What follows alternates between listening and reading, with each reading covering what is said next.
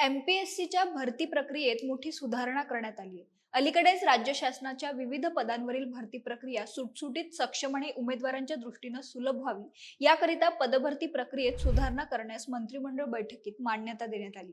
या सुधारणेमुळे महाराष्ट्र लोकसेवा आयोगाच्या माध्यमातून घेण्यात येणाऱ्या विविध सेवांतर्गत संवर्गांची संख्या 102 होणार असून संयुक्त परीक्षा योजनेमध्ये नव्याने 18 सेवांचा आणि 93 संवर्गांचा समावेश होणार आहे.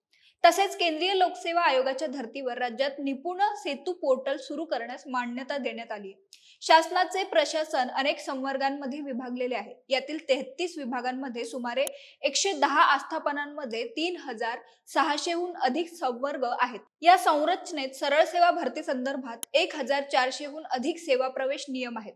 यातून विविध विभागांमधून स्वतंत्रपणे तितक्याच परीक्षा घेण्यात येत होत्या. आता त्याऐवजी परीक्षांची संख्या कमी होऊन उमेदवारांसाठी भरतीच्या पदांची संख्या वाढणार आहे.